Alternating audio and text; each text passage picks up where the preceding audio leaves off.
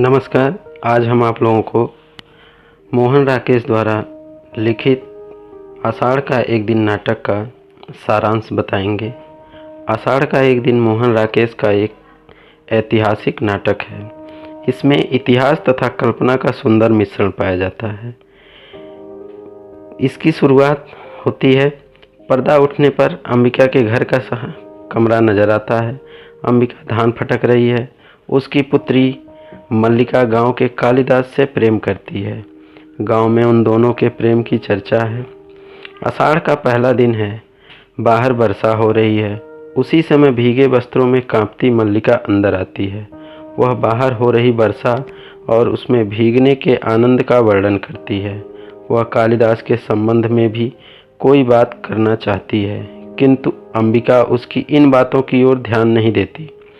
वह अपने काम में व्यस्त रहती हुई मल्लिका के प्रति अपना रोष प्रकट करती है। मल्लिका बार बार अपनी माँ से उसकी इस खींच का कारण जानना चाहती है। तभी दूर कुछ कोलाहल तथा घोड़ों के टापों की स्वर सुनाई पड़ती है। दोनों झरोखे से झांक कर देखती हैं। मल्लिका पूछती है कि वे लोग कौन हैं, तो अंबिका कहती है कि वे राज कर्मचारी होंगे। कभी बरसों में ये आकृतियाँ दिखाई देती हैं, और जब भी दिखाई देती हैं कोई अनिष्ट होता है। कभी युद्ध की सूचना आती है, कभी महामारी की। पिछली महामारी में जब तुम्हारे पिता की मृत्यु हुई, तब मैंने ये आकृतियाँ देखी थी। यह सुनकर वह कांप उठती है। वह अपनी माँ से उदासी का कारण दोबारा पूछती है, तो माँ कहती है कि अग्निमित्र लौट आया है।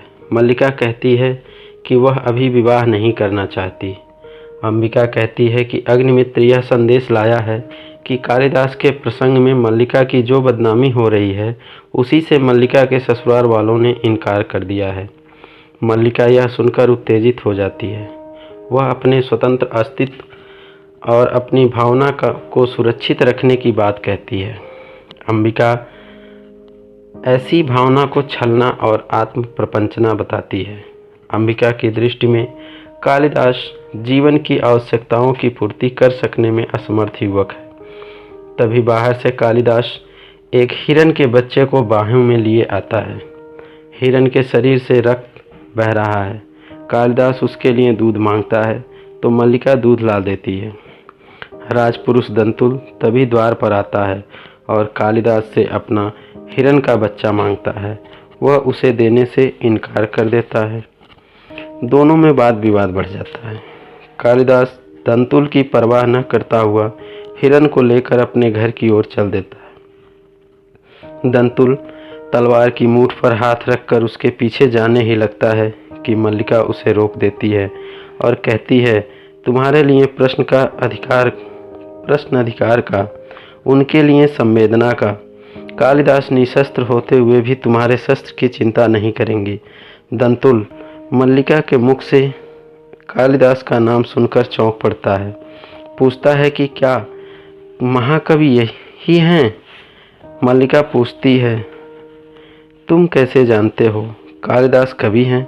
दंतुल उत्तर देता है, उज्जैनी राजसभा से संबद्ध प्रत्येक व्यक्ति ऋतुसंहार के लेखक कालिदास को जानता है। सम्राट ने स्वयं ऋतुसंहार पढ़ा है और उनकी प्रशंसा की है। इसलिए आज उज्जैनी का राज ऋतुसंहार के लेखक का सम्मान करना चाहता है और उन्हें राजकवि का आसन देना चाहता है। आचार्य बररुचि इसी उद्देश्य से उज्जैनी से यहाँ आए हैं। वह अपने व्यवहार के लिए क्षमा मांगकर चला जाता है। मल्लिका यह जानकर बड़ी प्रसन्न होती है।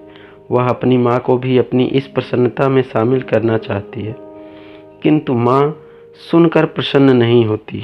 वह कहती है कि कालिदास आत्मसीमित है, संसार में अपने अतिरिक्त उसे किसी से मोह नहीं है। तुम कहती हो कि तुम्हारा उससे भावना का संबंध है। यदि वास्तव में ऐसा है तो वह तुमसे विवाह क्यों नहीं करना चाहता?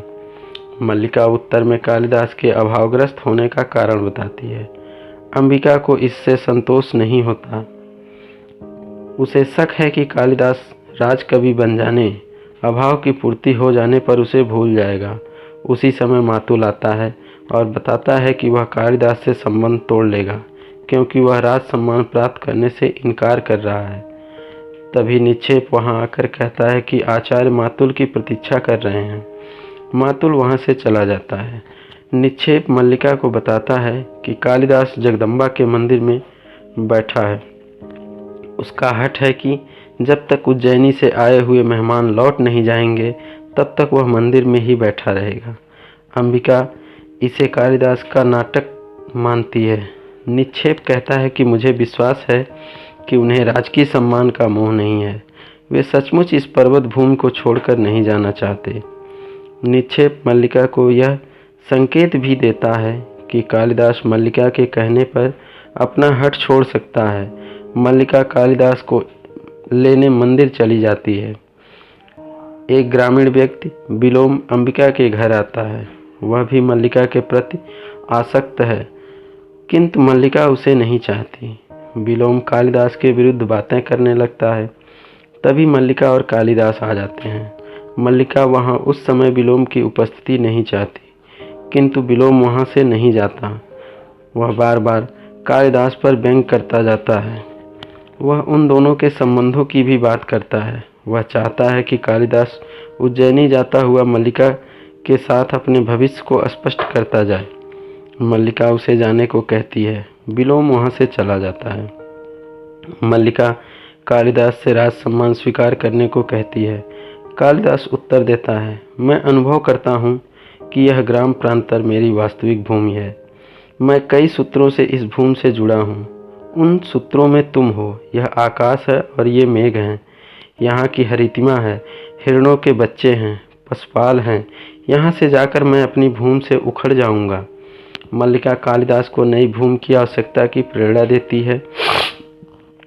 उसे इस बात का विश्वास भी दिलाती है कि वह यहाँ से जाकर भी यहाँ से भिन्न नहीं होगा। कालिदास मल्लिका से विदा लेकर चला जाता है। मल्लिका बादलों को देखती है और आंखों से आंसू बहाती हुई सुख का अनुभव करती है। इसी के साथ प्रथम अंक समाप्त हो जाता है। अगले अंक का सारांश हम अगले भाग में बताएंगे। धन्यवाद।